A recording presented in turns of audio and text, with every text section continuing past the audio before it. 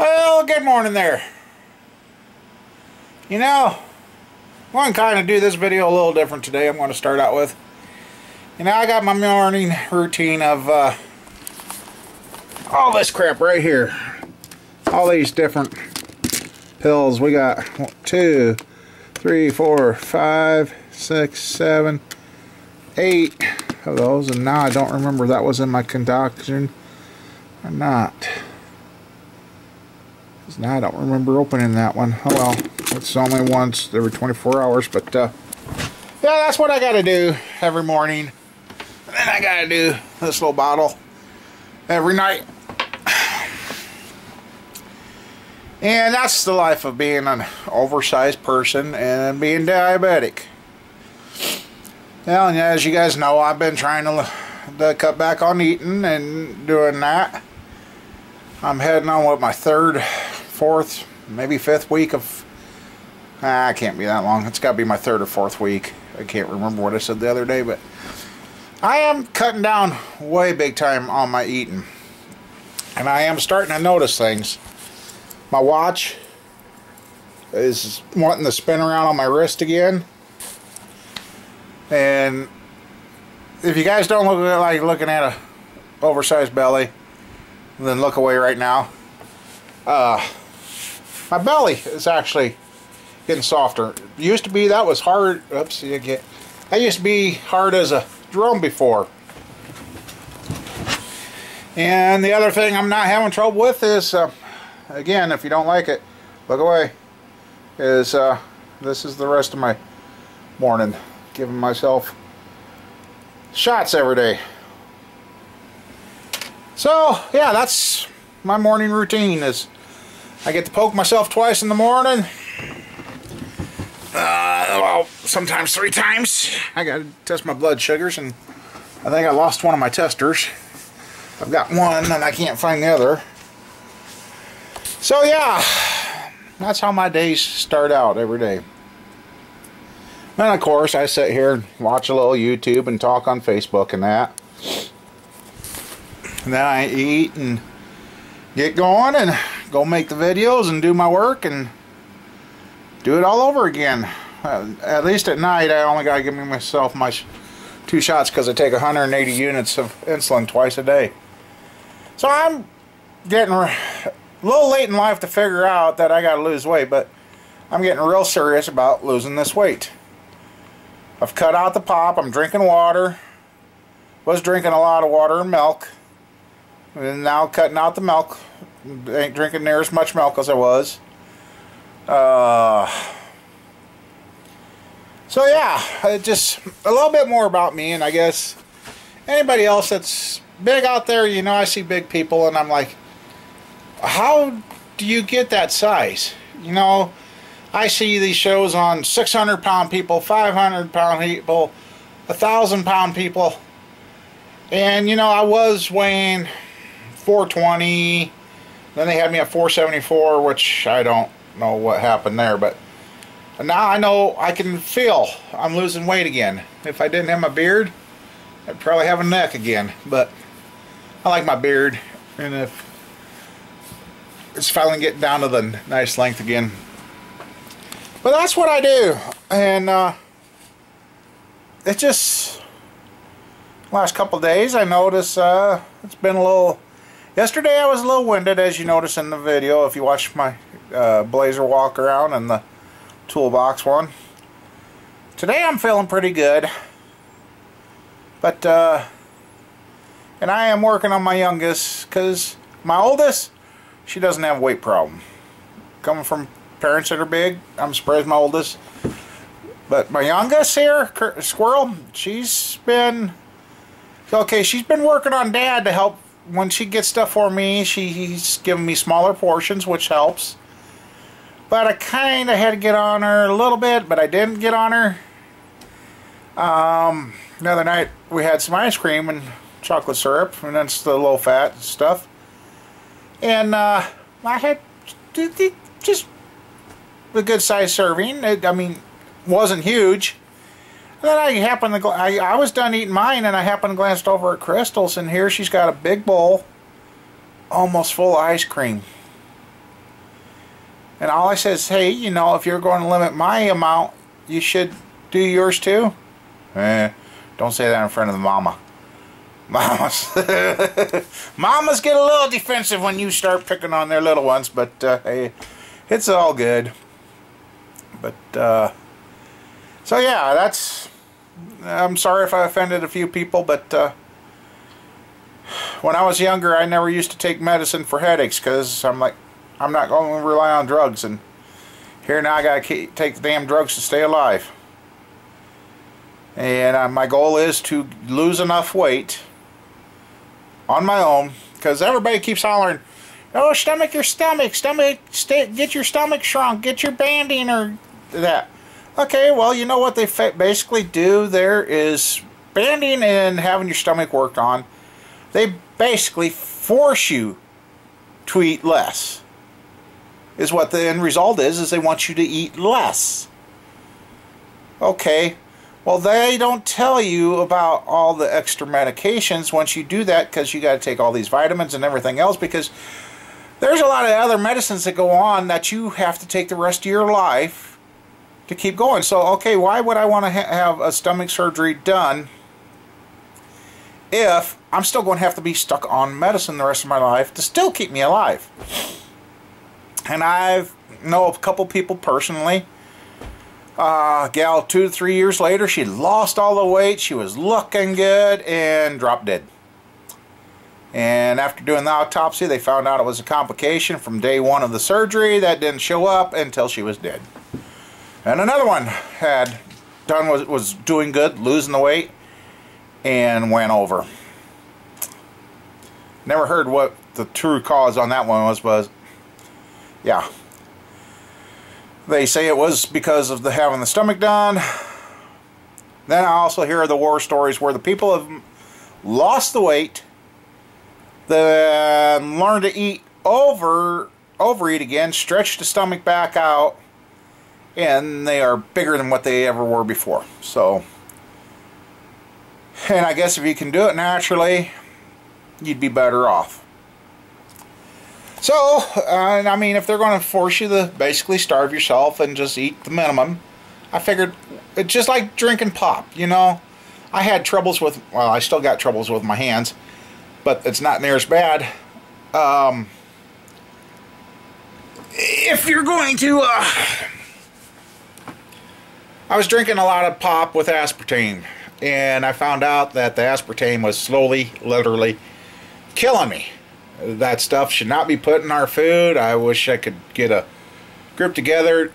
That stuff needs to be removed from the food supply, big time. I was to the point where I can sit, stand, walk, lay down, anything to get comfortable. To get up the walk to that wall right there would take me about 3 minutes to get out of my chair, over to there, and by the time I got over the wall, I'd be going, just short of breath. I couldn't walk a length of a car without wanting to lean up against. I was in bad shape. I literally thought I was dying. And the mother-in-law, I got to thank her.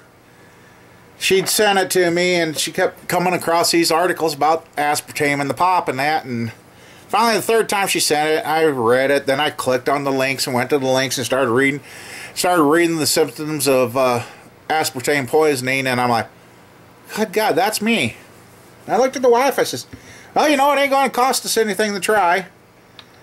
The only thing I did is, well, that's when I learned you don't go off something cold turkey. So I quit drinking the pop. I went cold turkey off pop. I couldn't make up my mind if it was that or what, but I was up, down, be working along just like that, and 3 hours later, wake up, what? Yeah, it was bad.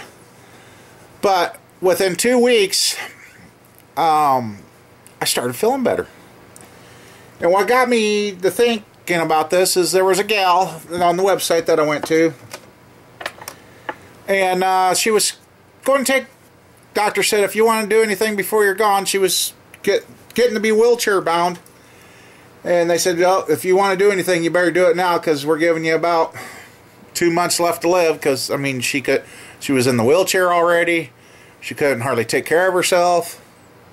And her daughter did the same thing, and she said, Mom, it ain't going to cost you anything, it ain't going to hurt anything. just quit drinking the diet pop. And this was 2 weeks before they were supposed to go on their cruise that she chose. And they had made the arrangements for the handicap and all that for her. She said, okay. She quit drinking the aspartame pop 2 weeks before her cruise. The day of the cruise, she walked onto the ship without any problems. That drove it home for me. So I got away from the diet pop. I started improving. I talked to a couple other people.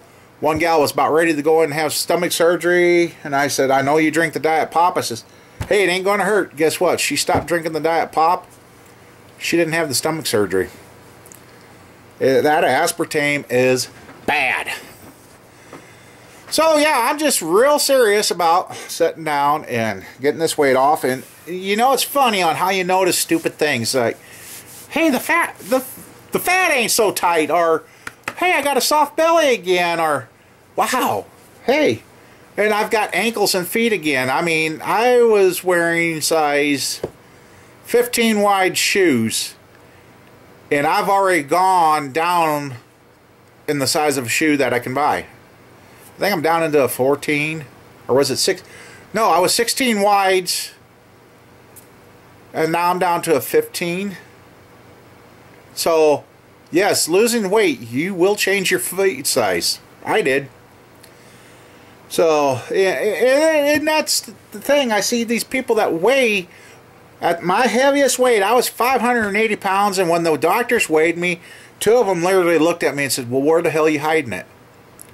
I mean, I don't have the fat rolls. I don't have the big hanging chunky areas. I don't know. I guess God just blessed me to be a big guy that kept me moving. And a couple of you guys I talked to said, you don't like sitting still. No, I don't. Idle days just drive me nuts. And I notice when I'm sitting here, I was catching myself going to the kitchen and eating. And that was my way of handling stress. I don't smoke, I don't drink. I guess food was becoming my release, my comfort. And that was the wrong thing to do. I wish I could go back in time and listen to everybody when I was younger, about Crystal's age. Everybody kept telling me to get away from pop, quit drinking so much pop.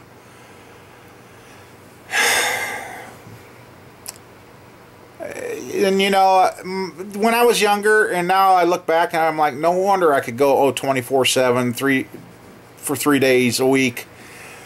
My worst point of drinking pop was in the 90s, when the doctors started making me write down what I was eating and drinking when we were thinking about having my stomach done the first time.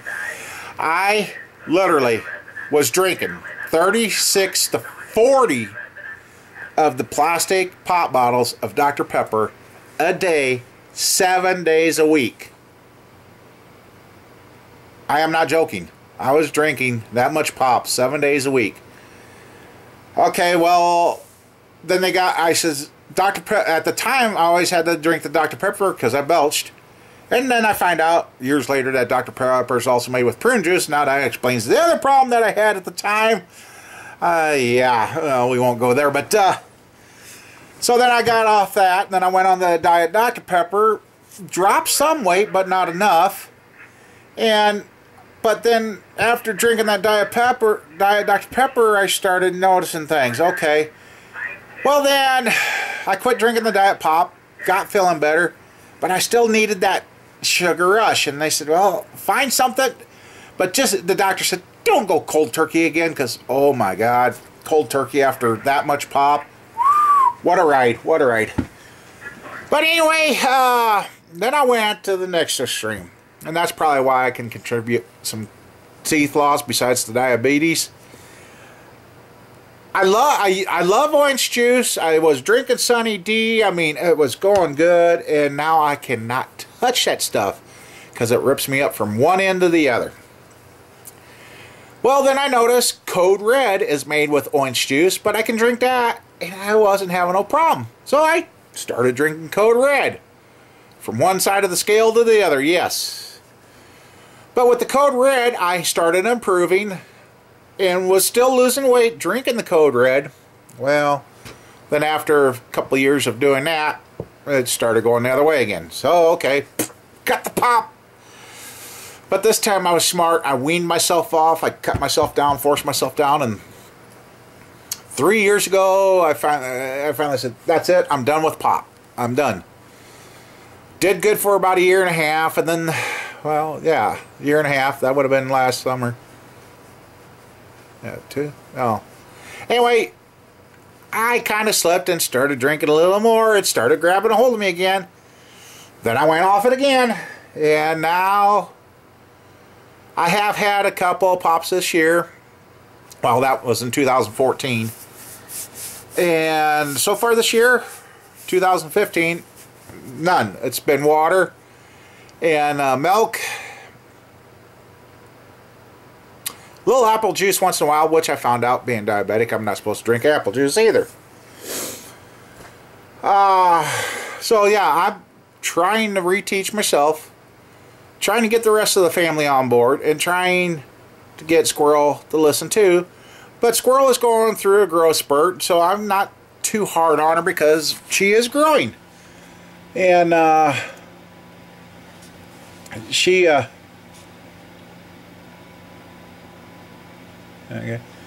She's doing good, and she has stretched out, and her belly has gotten a lot smaller. But I'm trying to get her to learn. I said, because she said one day, she looked at me, Dad, she said, how do I do this? I said, well, I ain't got a choice. If I don't take this medicine, I ain't going to be here for right now. I mean, until I can get the weight down to where I don't have to take all this crap and medicine, I says, I got to. Otherwise, I ain't going to be here. She says, well, I could never do it. I said, Crystal, if you had to, you would. I says, that's why I'm trying to work on you now to keep from ending up like me. Her genes aren't stacked up good. Both sides of my family were heavy. Both sides of my family have got heart attack issues, cancer issues, Down syndrome issues. It's really stacked against the kids. I mean, so, but I guess if, and then some of you younger guys or older guys that are a fourth the size of me, you look at me in my videos that I do, and you're like, how do you do this? How? Well, I just do. I mean, as long as I wake up every day breathing and can move, you got to keep moving. Yeah, I suffered when I lost my sister at the age of 37. She died. My mom died at 65, and she died in my hands. And my dad, the last day he was alive, I was just there, come home, making arrangements for a babysitter. My aunt called from the nursing home, and the nursing home is literally about 45 seconds away. She met me at the door, and my dad was gone. So, and I didn't know it, but I had slipped into a deep depression. Went to the Iowa City doctor when I was getting to where I couldn't even fit behind the steering wheel in an extended cab pickup. My seatbelt was literally about 6-8 inches short of going around me in an extended cab pickup. And now I can wear the seatbelt. So don't tell me I haven't lost weight. And, well, going down to that little doctor, she kind of lied that day. She put me on some medications, and I had to be back in a month. Well, she put me on medications, and I can't remember which one she told me. It was for something else, but she didn't really tell me what it was for. Because I told her, I says, the one, just before we went down 2 nights before, I was sleeping, and I felt like I was shoved through the bed, looking up at my wife, screaming, help, help, help, but nothing. I was having night terrors. And little doc, she put me on that medication. A month later, go down for a visit. She goes, well, you're looking better. I said, yeah. I said, whatever you do, don't change. I am feeling terrific. And she asked the rest of the family, because the wife and the 2 kids were there. They said, well, how's Dad? And they all 3 in unison said, he's a lot better to deal with. I kind of looked at them like, what? And they're like, had that look of fear. I'm like, what? I was that bad? And they're like, uh-huh. So I didn't know I had troubles until a doctor realized I was in trouble. But saw that then we were fighting, some of the medicines she put me on had the bad side effects of possible weight gain. I first dropped weight, and then I just started piling weight back on. I'm like, oh, talk about... And that's... Sometimes the treatments are worse than the problem that you got, but... So, yeah, heaviest I ever hit was 580 pounds. Yes, I couldn't move much, but, you know, I kept going. And then I've got a few people say, hey, why don't you get into video games? You know what? During this time, I was hooked on video games. I got 2 games on one computer I played damn near 24/7, got them unlocked, and the kids were like, oh, cool, we got them. Yeah, I unlocked them. I mean, I was hooked in the Grand Theft Auto and Driver and something else. I mean, I felt bad because 2 years of my life there, I was into computer games and the kids were watching me and they were having fun watching Dad play the games. But that's 2 years of my life I will never get back, that I really should have been outside playing with my kids, doing more things with the kids, instead of just sitting on my ass at a freaking computer. So, when people say, why don't... I was, and then 3-4 years ago, I was hooked on the Farmtown game. I was hooked on Cafe World. I was doing good. I was improving. And, you know, something inside me says, you know, there's more to life than playing a damn video game. There's a whole world outside. And weather. I mean, you got to be outside. You got to be exposed to the sun and that. And I've gone in, I thought, okay, you know, things ain't going good. I need something to do. I tried playing those games. I cannot stand them anymore. The relief I find now is sitting here talking to you guys, making YouTube videos, and trying to keep bettering myself and trying to move on. Because I don't like being the size I am. I would love to get down to my high school weight of 220 pounds. At 220 pounds, my classmates were pretty hard on me. And they picked on me pretty bad. I was picked on pretty bad in school. And when I got to be 220 pounds, everybody was calling me fat and everything else. And actually, I look back at my pictures, I looked damn good at 220 pounds back then. I was a big boy. I'm tall. I was tall. So, I guess between school and people, my family dying on me so fast, it took a toll on me. And I kind of wallowed in the poor me shit. And why is this happening to me? But yet, here it is years later, and God hasn't taken me home. God has granted me the power to keep going, and I'm still on this earth, still trying to do what I can. Well, like I said, I mean, if somebody watches this and thinks, well, if he did it, I can do it. And, you know, back to that too, a couple of you guys are like, how can you do this? You know, when I kind of feel getting back into working on cars and doing the stuff underneath the cars kind of saved me here a couple of years ago. Because getting up, down, and off the floor, that was exercise for me. I mean, at first it was like, oh my God, I can't get up. And there's days that my back says, hey asshole, you're not doing nothing. Because when I was 15, 16, I was diagnosed with early degenerative arthritis in my lower back, and I still can see my doctor when he walked in that day. He says, oh, I don't think we'll have to do the surgery right now. I'm like, what? He says, we may not have to do it for 5 minutes, 10 hours, 10 days, 10 years, 20 years. He says, but, he says, with your back, he says, the way it is, he says, someday, if we don't do surgery, he says, someday you could be walking down the street and go down and never get back up. And it was bad enough that when I was 15 years old, you're like, whoa, wait a minute here. I was standing, I scared the shit out of my mom, and it was bad enough to the point, guys and gals, that I was just standing there doing nothing, just standing, and just like somebody flipped the switch, boom, hit the floor. And I've had times where, with the wife and the kids, we went to pay the phone bill. I come out of the phone office, I was walking good, and the wife just looked at me, and next thing I know, I'm grabbing the side of the truck. I went down. And she's just kind of like, what did you trip over? I said, I didn't. My legs quit.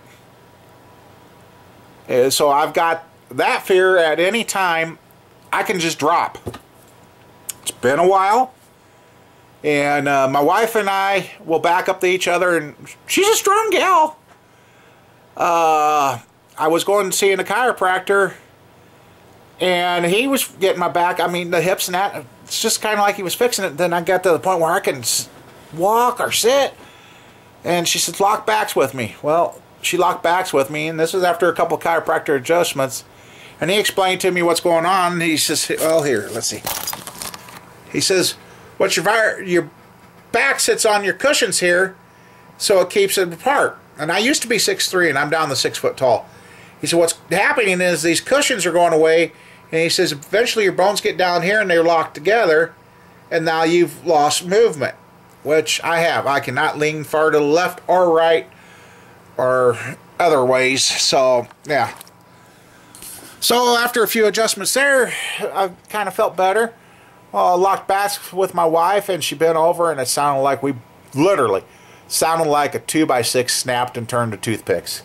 She wouldn't let me stand up. She's like, you okay? You okay?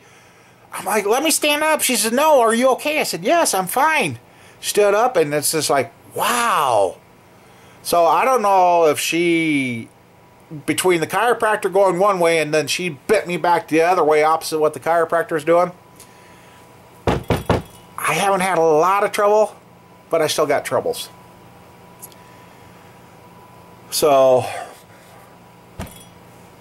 I'm just really hoping somebody can take something away from this.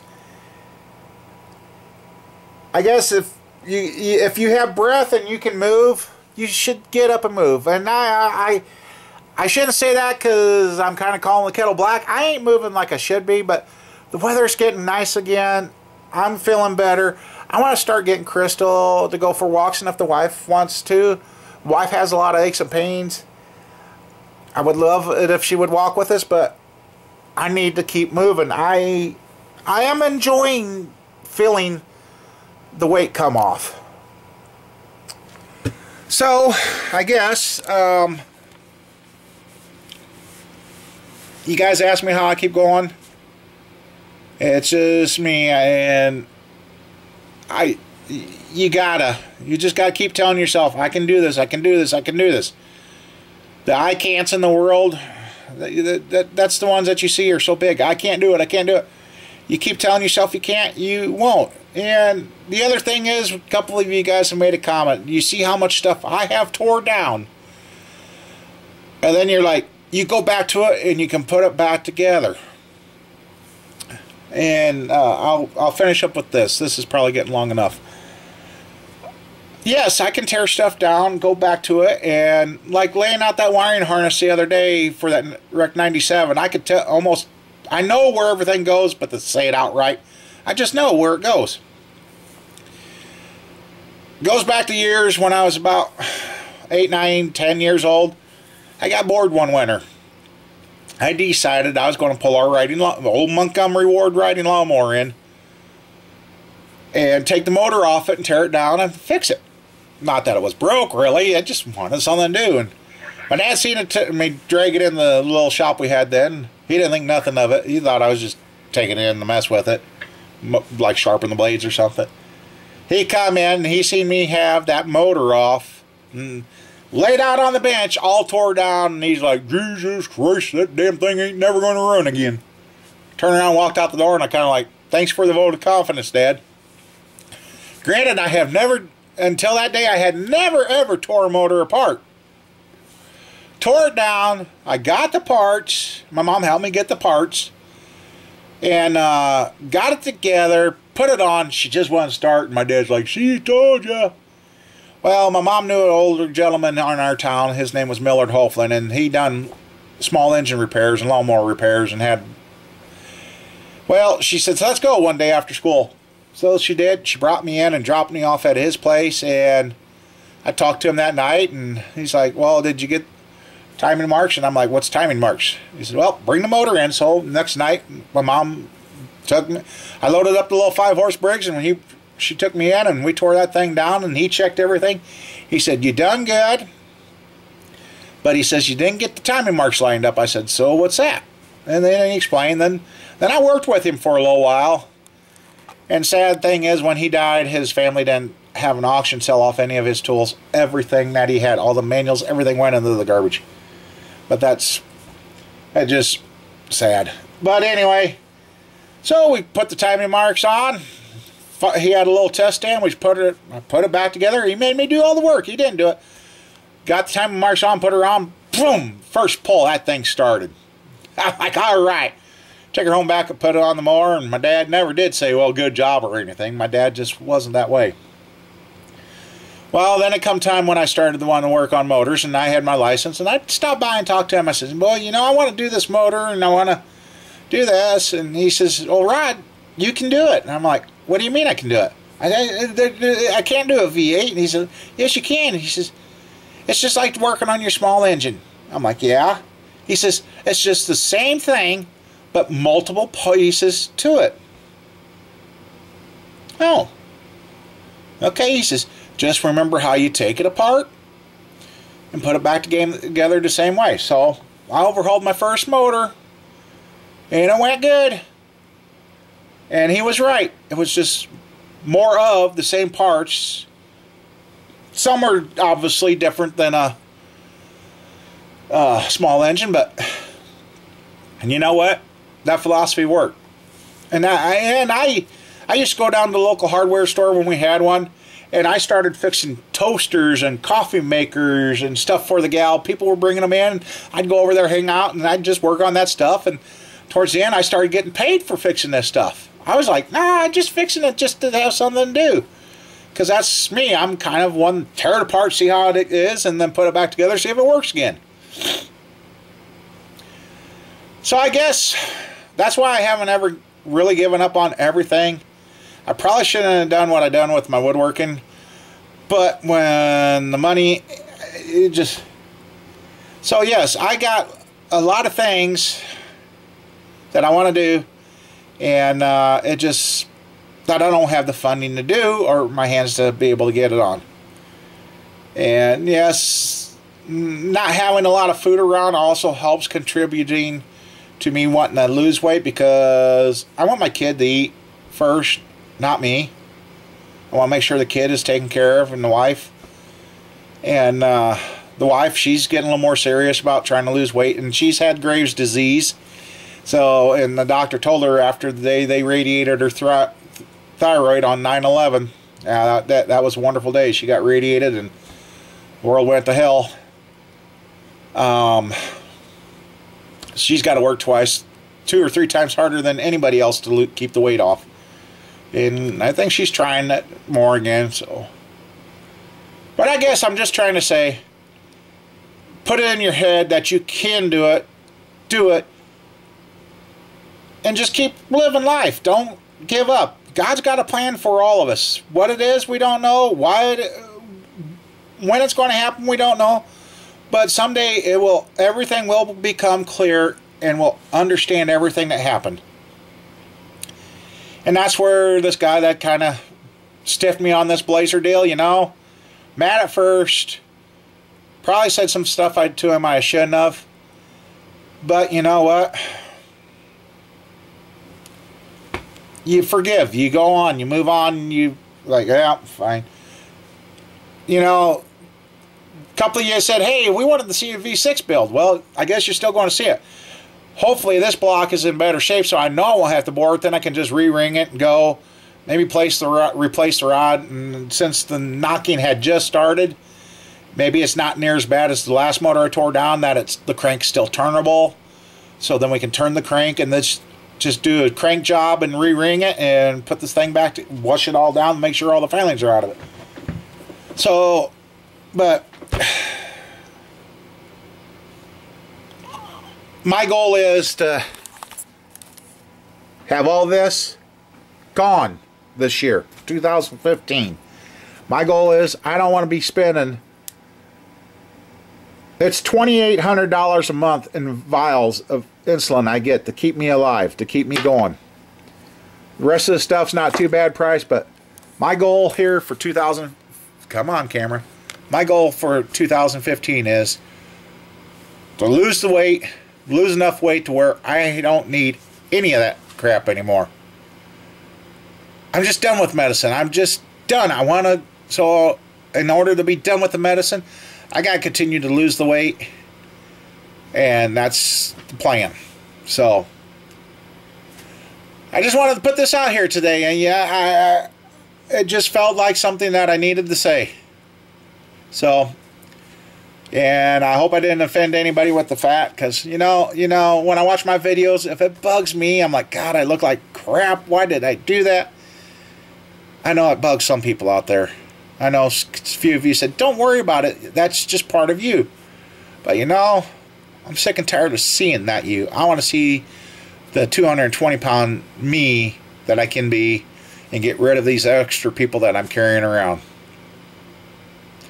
I mean, I'm either carrying around two females, 210-pound females, or I'm carrying around a guy and a small child.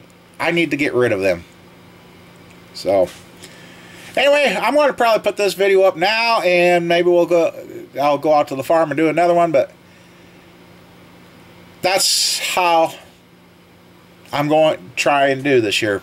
The 2015, I want to lose the weight, and I guess if I do lose that much weight, I don't know what we're going to do about the loose skin, because obviously I have stretched my skin to the max, and I'm going to have skin hanging in places, but I don't know, maybe by then I could figure out how to come up with the money and have that stuff removed and be back down to a normal looking person, and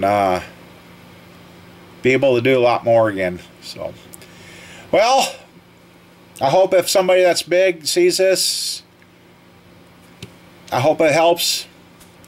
And I hope people pay attention about this aspartame. Kind of watch your food. Make sure you ain't getting that crap in your system. And we'll just keep moving on. So, God bless you. Take care. And we'll see you later.